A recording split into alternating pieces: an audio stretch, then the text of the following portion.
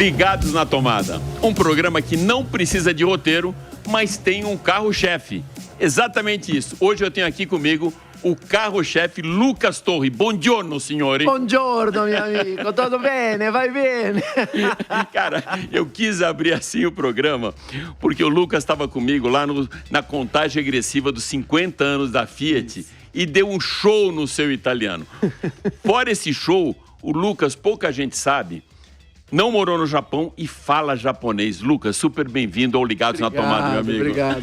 Um privilégio, Muito obrigado. Mas eu acho que os eventos, eles são legais quando a gente traz bom humor também, né? Com certeza. Senão fica chato, né? Assim como a vida, né? Assim como a vida. Se a gente não ri, pra que sai da cama? Não, né? e o Lucas é um cara extremamente bem-humorado, um cara que irradia energia boa por onde passa.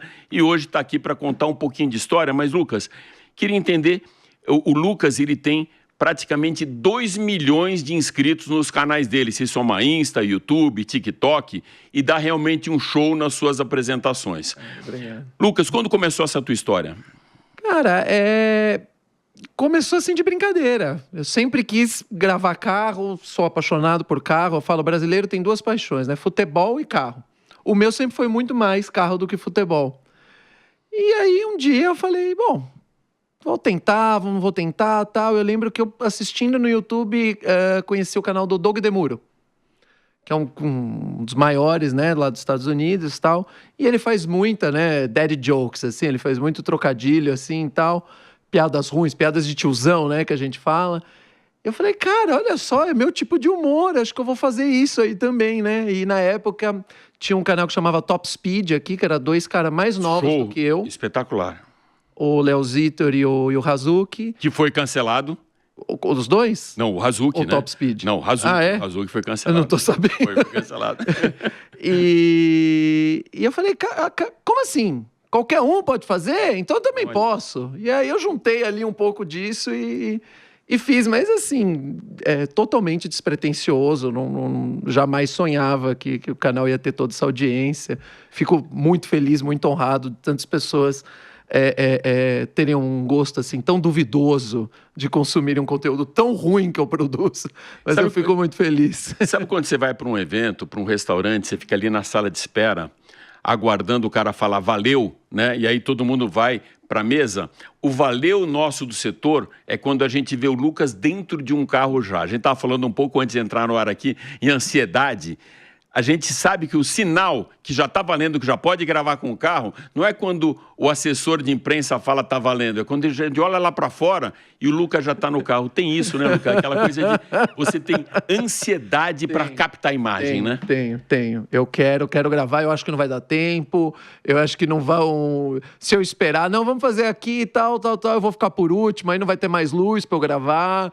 Eles vão... Não vai dar. Eu fico nessa ansiedade, eu tenho TDAH, então eu fico nervoso, eu preciso gravar logo. E o legal é que o pessoal dos eventos já me conhece tudo, a gente tem uma boa amizade, já fala, Lucão, vai, a hora que você... Quer acordar 6h30 da manhã? Já gravei. A Titânia eu gravei 6h30 da manhã. Os caras falam, quer vir 6h30 da manhã, você grava. Eu falei, quero, posso mesmo? Os caras, você tá falando sério? Eu falei, posso mesmo? Ele falou, pode. 6h30 da manhã eu tava lá gravando. E na Itália, o Lucas deu realmente um show, mas um show assim de carisma, de boa gente, de boa energia. O italiano dele talvez seja um pouco parecido com o meu chinês, não o japonês. Ele fala japonês, mas o italiano, o que ele fazia? Ele usava 3 ou 4 palavras no começo da frase e depois enrolava o italiano ao longo da sentença e todo mundo achava que ele falava terminava muito bem. Com grazie. E grazie. E funcionava. Scusate, la pasta, grazie. Lucas, essa viagem, né? E eu retomo ela porque ela teve um simbolismo muito histórico, onde a Fiat levou a gente para conhecer a La Pista, né, que é aquela pista suspensa da fábrica de Mirafiori, a oportunidade de a gente ter contato com algumas coisas, mas eu notei que você teve um apreço especial por um carro quando a gente foi no Heritage, né, no Hub 81, não é isso? Que carro foi esse? Fiat Multipla. É um dos carros mais feios da história, mas ele é tão feio, ele é tão abominável, que ele é maneiríssimo. Que ele passa a ser bonito. Ele é legal, ele é assim, tão ponto fora da curva, tão bizarro, de horrível, que ele é legal. Ele é um carro de 6 pessoas. É 3 na frente, 3 atrás. E ele é sucesso na Itália? Largo. Foi sucesso na Itália? Foi sucesso. E aí é curioso porque ele tem esse visual tão bizarro que a Fiat, na segunda geração, colocou à frente da nossa Fiat Idea. E aí só se tornou um carro feio. Não era feio, bizarro. Deu uma melhorada. Fez um facelift. E aí perdeu a graça. Ele ficou tão menos feio que perdeu a graça. Quando ele era totalmente feio, totalmente horrível, ele era mais divertido. O freio de mão é aqui do lado da porta, para ter o terceiro lugar aqui. O painel também, todas as ventilações são para o meio, para o cara do meio ter ventilação, os caras de trás também. Tem um baita de um porta-malas. A gente chegou a ver ali na rua também, não viu? A versão nova, né? Vimos muito mais a versão nova do que a versão antiga. É difícil ver carro antigo, carro velho, né? Na Itália, né? E esse era um carro bem de uso, então dificilmente a gente ia achar um conservado, um bonitão, né? Carro de uso, carro que o cara pegou, botou para bater. Italianos, carros você via na rua, os carros tudo batido, tudo arranhado, tudo riscado, né? Verdade. Agora, teve um que me chamou a atenção, não pelo modelo, mas pela usabilidade. Eu acho que abaixo de 50 cilindros, cilindradas, não sei a potência, mas que não precisa carteira, não precisa CNH, não precisa carteira de motorista. Era o Topolino? O Topolino e o Citroën Ami. E como que é isso? Não precisa carteira? É porque ele é classificado como um quadriciclo. Então ele é mais um patinete de 4 rodas do que um carro. Ele tem a licença, mas qualquer um pode dirigir. Você não precisa de carteira. É velocidade muito baixa, se eu não me engano, ele chega a 50 km por hora e 65 de autonomia, ou o contrário. Ele chega a 65 e 50 de autonomia, carrega na tomada normal, tal. E a Citroën, o Topolino, na verdade, é um irmãozinho ali de Citroën Ami, de tamanho, de todas essas coisas. E a Citroën deu muito certo esse carro na Europa, em cidades pequenas, que a gente viu bastante esse carro por lá, porque é barato. Você paga uma taxa de 1.000 euros para entrar no programa de locação e você paga 100 euros por mês. E você fica com o carro. É uma locação barata. Que show, né? O pneu tá gasto. Eles retiram e trazem um novo para você. Que legal. Isso é muito legal. Muito legal. Assim, para pessoa que precisa ir e voltar da faculdade, para seus avós, que precisam de um carro para ir e voltar da missa. Acabou, você não precisa gastar 10.000 euros, 5.000 euros para comprar um carro. Não, compra essa coisa aí, vai para cima e para baixo, acabou, né? Lucas, o teu jeito, a gente percebe nas apresentações, ele é muito disruptivo, de falar a verdade, ou seja, de não ficar em cima do muro com absolutamente nada. E eu te pergunto, por essa característica, por esse atributo, né, trazendo para a indústria automotiva, será que foi cancelado? Muitas vezes. Por montadora, muitas vezes. Tem muita montadora que não gosta de mim. Porque fala a verdade. Porque fala a verdade, porque dá notícia de coisas desagradáveis para a montadora, porque falo... então, por exemplo, a gente vê muita avaliação do que eu gosto de brincar, que eu falo de jornalismo declaratório. Esse carro aqui chama tal, esse carro tem tantos cavalos, o consumo é tanto, esse é o espaço, esse é o carro, obrigado por assistir. E não é opinativo. Acabou. É declaratório, né? E às vezes, assim, dificilmente eu em um vídeo vou falar, esse carro é uma porcaria, não compre. A não ser que o carro realmente tenha algum problema ali, muito grande. Mas eu dou, esse carro é muito bom nisso, esse carro é muito ruim naquilo, esse carro tem isso de qualidade, esse carro tem isso de coisa que pode dar problema. E a pessoa que decide. Então, por exemplo, um carro que eu gosto muito, que eu teria tranquilamente, Peugeot 208 Turbo. Maravilhoso, adoro aquele carro, lindo, anda muito bem, super gostoso de andar, compacto, bom para parar em cidade grande e tal. E eu falo no vídeo, é o menor porta-mala da categoria. E se você é um casal com 2 filhos, ou até com 1 filho, esquece. Porque é o menor banco de trás da categoria. Mas para mim, que sou eu e minha noiva em casa, aquele carro atende muito bem. E é a pessoa que tem que se equilibrar. Mas aí, às vezes, as pessoas da montadora escutam isso. Até fiz uma piada no lançamento do Thera, que a Volkswagen divulgou lá no lançamento, o consumo, falando, olha, o melhor consumo da categoria é muito melhor, que o Pulse é muito melhor que o Card em consumo, é o melhor consumo, é quase consumo de híbrido, olha esse consumo. E eu falei no vídeo, Mas é o mais manco. Você se orgulhar de ter um consumo bom sendo manco é a mesma coisa que você se orgulhar de ser fiel sendo feio. Vale, cara. Ninguém te quer. Vocês entenderam por que muitas vezes o senhor Lucas Torres é cancelado? Porque acaba falando a verdade. Você nunca pode chamar a mulher feia de feia ou falar para uma montadora os defeitos do carro, e principalmente se você fizer o comparativo. Você está falando de comparativo, você testa carro zero, mas você também tem, como a gente viu lá no museu, uma predileção também pelos carros antigos. Sim. O carro antigo no vídeo dá tanto audiência quanto o lançamento? Não. Não dá? Não. É mais por conta da paixão, então? Tem muito carro que eu filmo por meu bel prazer. Quero dirigir esse carro, vou filmar esse carro. O carro que eu sempre sonhei em gravar era um Honda NSX.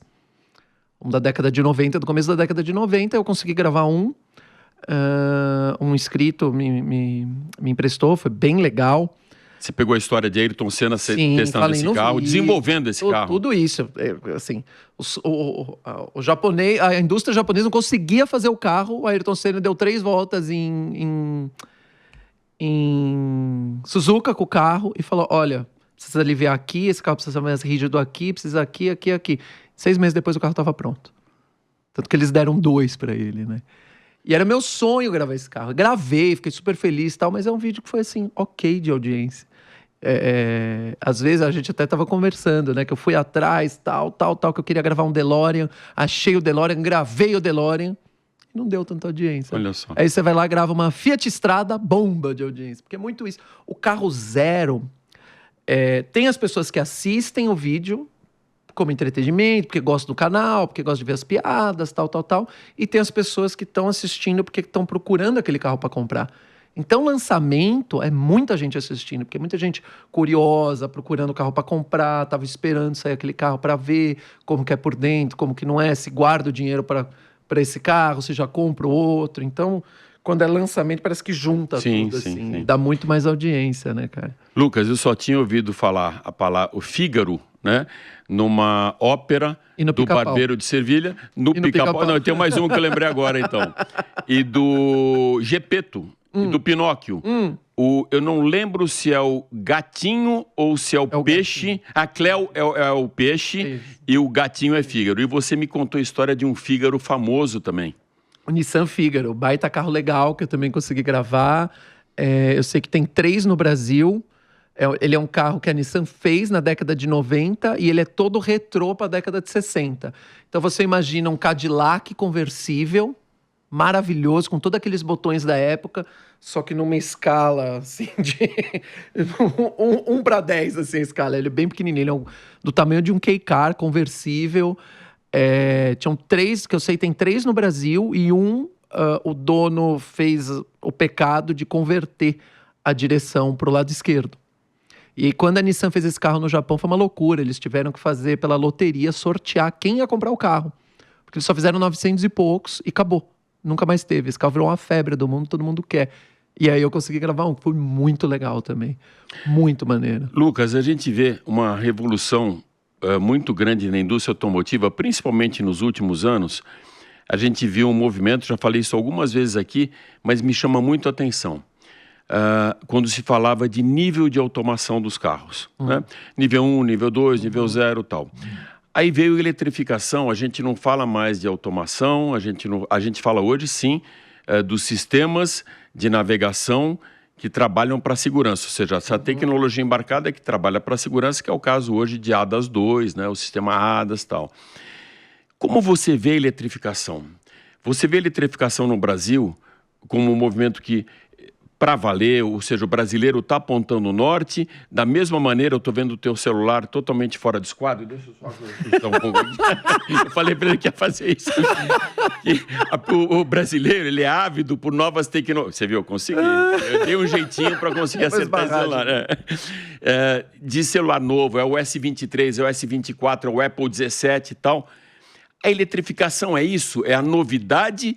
Ou você acha que é um movimento que vem para a mobilidade urbana nossa? Claro, mantidas as proporções, nunca vai acabar o motor a combustão, mas você acha que ela chegou de vez? Existe um desenho, uma caricatura muito boa de um jornal da época, de 1930, 1920, que é o cara com o cavalo tirando sarro do cara do carro. Tipo assim, meu cavalo come capim em qualquer lugar tem capim. Onde que você vai achar petróleo? Você vai cavar para abastecer seu carro? Toda a tecnologia, quando chega, assusta muita gente. Muita gente fica com o pé atrás, muita gente fala que não presta sem saber nada. Hoje a gente vive uma época de informação muito grande, muito rápido, e as pessoas parece que já têm a opinião pronta de assuntos que às vezes elas nem entendem, nem pesquisaram, não sabem nada. A gente que tem esse privilégio de poder viajar, trabalha, a gente vê em outros países como eles estão muito mais avançados na eletrificação dos carros.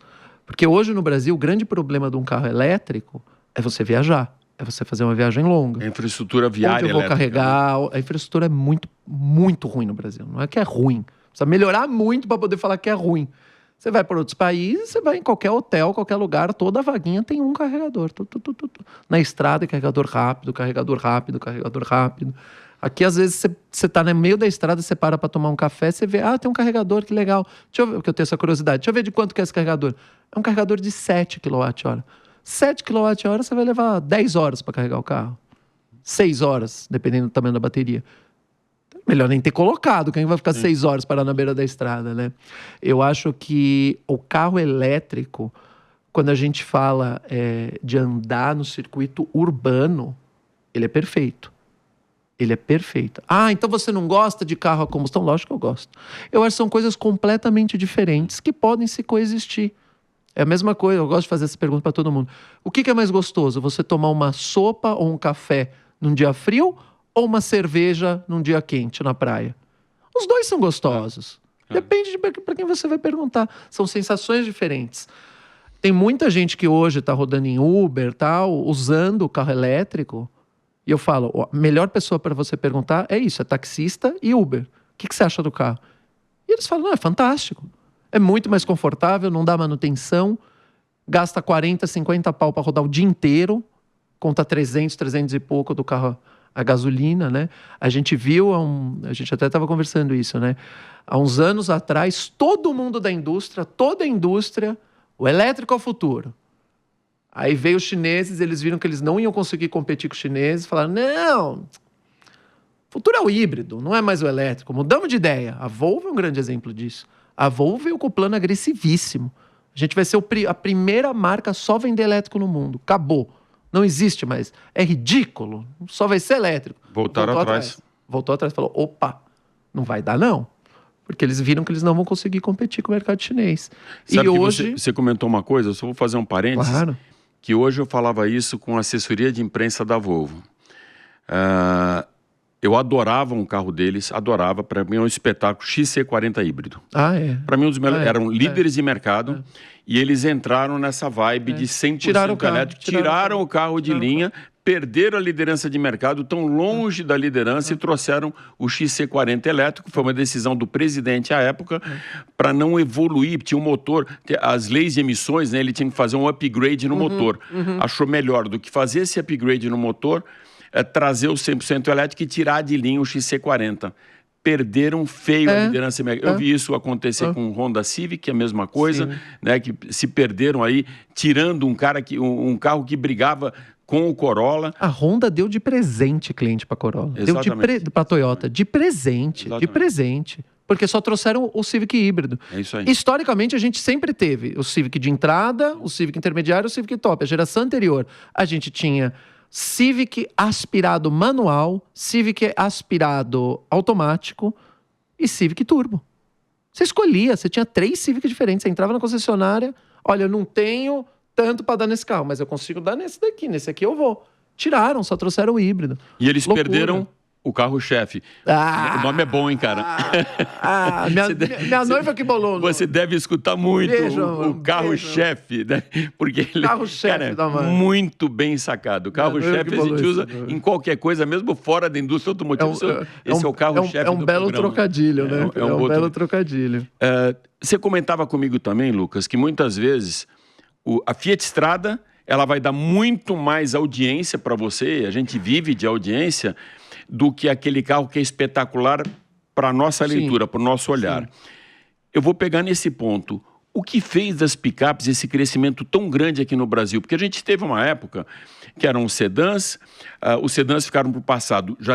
Tiveram as peruas estão no passado. Aí ficaram SUV e picapes, mas não com um número maior, né, nominalmente, mas com crescimento maior nos últimos 2 anos das picapes. Que movimento é esse? Fiat Strada. É a Fiat Strada. A Fiat tá com a Strada brigando sozinha. A Saveiro é um dinossauro. A Saveiro, se não fosse venda direta com mega desconto que a Volkswagen faz, não ia vender nada. É um dinossauro. É um Gol G2, a Saveiro, até hoje. Não, é um dinossauro. Em contrapartida, a Fiat, vamos lá. É estrada cabine simples, estrada cabine estendida, estrada cabine dupla, estrada automática, estrada turbo, estrada aspirada. Então, assim, tem para todos os gostos. Acabou. O cara, de repente, tem um mercadinho lá, uma quitanda. Antes ele tinha que ter um carro para trabalhar, uma Saveiro ou uma Ford Courier para trabalhar. Tem um 2 em 1 agora. E o outro carro para levar as crianças no cinema. A estrada faz tudo. Ó. Não, e olha só, eles pegaram o mercado de Onix, que era pentacampeão de vendas, de HB20, ou seja, enquanto os caras estavam brigando ali entre eles, ela veio realmente por fora. Ainda no segmento de picapes, a gente está num momento do Brasil e também dos últimos anos de começar a ver os big pickup trucks, né, que a gente só via nos Estados Unidos, a F-150, a Ram 2500, Ram 3500 e tal, mas muito mais lá na ponta da pirâmide, no segmento premium, é muito nicho de mercado. Sim. Você curte esses big pickup trucks? Cara, você sabe que eu gosto bastante, gosto de andar com elas. Difícil. Então, é isso que eu ia chegar. Eu falei isso num vídeo. Assim, você sai de casa, numa cidade grande que nem São Paulo, é uma droga. Você fala, meu Deus, não vai entrar nessa rua. Putz, essa rua é 2 mãos. Você precisa retraçar o caminho. A hora que você chega na estrada, nossa, que maravilha. Aquela pista larga, você vai. Às vezes você vai pro interior, tem pouco carro, você... Nossa, agora sim. Maravilhoso. E aí eu tive a oportunidade de dirigir lá fora a Cybertruck e, na sequência, a Toyota Tundra, que seria a concorrente da F-150 da Ram 1500 da Toyota. E eu falei, cara, como é bom dirigir isso em pista larga, né? Cidade que tem pista larga, que tá pronto para isso. Já aconteceu de eu estar com uma F-150 em casa e eu ia numa consulta com o médico e aí me deu assim uma iluminação divina. Falei, deixa eu jogar no Google aqui, ver onde que é esse médico aqui. A hora que eu vi que era uma garagem subterrânea, eu falei, não vai entrar. Eu deixei a picape em casa e fui de Uber. Renault Twingo. Renault Twingo. Aí coube com tranquilidade. Eu passei um perrengue, cara, com a F-150. Eu gosto muito de um sanduíche que tem no Shopping Ibirapuera. Um lugarzinho ali que eu não lembro o nome agora, senão até dava o nome, dava o crédito. Adoro ali. E tava en passant pela Avenida Ibirapuera, entrei no estacionamento. É bem apertado aquele. Cara, até o nosso diretor aqui, o Derek Flores, está falando isso, já passou por isso também, é muito difícil. Cara, não é brincadeira, eu tive que pedir ajuda dos universitários, eu fiquei preso, eu não conseguia fazer a curva. E aí, você voltou? Carros do lado, tive que dar uma ré muito grande para voltar e quase, olha o ridículo, quase eu tive que sair de ré pela entrada da cancela. O carro não fazia curva, porque as vias são estreitas, tem muito carro parado de um lado e do outro, então não dá para você manobrar. Nem aquela manobra que você fica 20 vezes. Não dá. Você não consegue nem apontar o norte para o outro lado. Você não fazia curva por causa de coluna, e no Shopping Ibirapuera tem mais um problema. Na vaga, tem uma coluna quase no meio. Ela rouba o jogo, assumindo uma ponta de coluna. O cara come. Então, não tem como fazer. Cara, passei um perrengue grande. Estados Unidos, você tem os lofts, né? Os lugares para parar carro, os parking lots enormes, né? As vias públicas mais largas. Basta ver. Imagina, tentar trazer um Hummer para cá, o cara não consegue entrar na via pública com o Hummer. Eu vi rodando em Tóquio um Hummer. Um Hummer original, que inclusive eu já gravei pro canal, eu gravei um 86, um Hummer original, o cara rodando em Tóquio. Eu fiquei tão, que nem eu gosto de falar no canal, fiquei tão perplexo que eu não consegui fazer sinal pro cara parar. Porque ele passou, eu fiquei assim, onde que esse louco tá indo? Onde que esse louco estaciona? Como que ele faz pra andar? Sensacional. Cara, que loucura. O cara passou de Hammer, velho. Nas ruas assim, é absurdo. São minúsculas. Ele come as faixas. E o Derek, nosso diretor, também gosta de sanduíche, lembrou o nome Bax. Eu recomendo, muito bom mesmo. Tem um pernil maravilhoso e aquela carne louca maravilhosa. Ô, Bax, manda aqui pra ele. Manda aqui pra uma publi aqui. Lucas, estamos chegando no final do ano. Estamos chegando no final do ano e já no final da sua participação. Não, mas terá mais. Isso aqui é só o primeiro episódio de muitos. O que tem de lançamento pra frente aí que te atrai? Ou finalzinho do ano, ou começo do ano, alguma coisa que já tenha esbarrado em você, de coisa que você está animado para testar, para conhecer? Eu estava muito animado para testar o Yaris Cross. E aí teve um vendaval, tal. Sim, foi tudo atrasado. Uma parte da fábrica destruiu, que eu achei uma pena. Que é um carro, assim, que eu vejo muita gente perguntando, muita gente interessada. E pelo ponto de vista de administradora ali do canal, eu estava muito interessado nesse carro, porque eu tenho certeza que esse carro vai, assim, bombar de audiência, vai ser uma coisa de louco. O Lucas é mais ou menos que nem o Emílio Surita no Pânico, ele fica olhando para a telinha da audiência. Pode ser legal, mas não deu audiência, já sai da pauta. É isso, né, Lucas?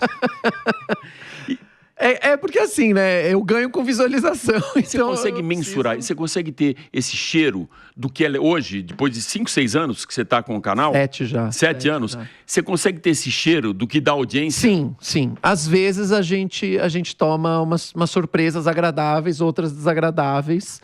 Mas tem uma outra coisa assim que você já sabe. Por exemplo, essa vez que eu fui para os Estados Unidos gravar Cybertruck, foi uma viagem para gravar carro. Eu fui lá, tal, alugava, gravava, foi para isso que eu fui.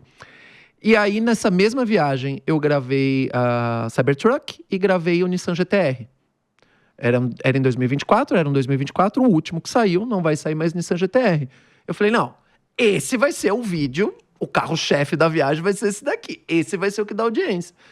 E, a Cybertruck deu um couro no Nissan GT-R de visualização. Foi uma coisa de louco. Foi, acho que, o vídeo mais... que pegou 1 milhão de visualizações mais rápido no canal até hoje. E é feio, né? Horrível. É horrível. Eu cortei. Eu tenho uma cicatriz na perna que eu me cortei com o carro, porque ele é todo angulado. Sim. Então, por exemplo, se a porta tá aberta, se a caçamba tá baixada e você passa, ele corta você. Ele te corta. E ele é todo... É mais ou menos que nem o Fiat Multipla. É feio, mas ele é... É bonito de tão feio. É tão maneiro que uma coisa tão ridícula de feia exista, sabe? Que ele se torna bonito. Para não estourar o programa, falando de história bonita, eu tinha avisado para você que passava rápido. Conversa boa passa muito rápido. Lucas, antes de encerrar, queria que você desse serviço, onde as pessoas te encontram, aqueles que ainda não... Que é raro alguém que não o conheça, mas aqueles que não te conhecem, não conhecem o teu trabalho. Onde essa turma toda vai te encontrar? Eu tô no YouTube, Carro-Chefe, digita lá Carro-Chefe, você me acha. Tô no Instagram, Prof. Lucas Torres. E no Prof. TikTok, de professor. Nunca mudei. Quando eu comecei o canal, o pessoal falou, não, você precisa fazer um outro Instagram pro canal. Eu falei, cara, não tenho saco pra cuidar de 2 Instagram, esse mesmo, dane-se. Não vai fazer sucesso, não. Olha só. Aí fez, é isso. E no TikTok? No TikTok, Carro-Chefe também. Legal, cara. Super obrigado por estar com a gente. Esse é o primeiro de muitos episódios com você aqui na Jovem Pan, meu amigo. Obrigado. Valeu, obrigado mesmo. Obrigado.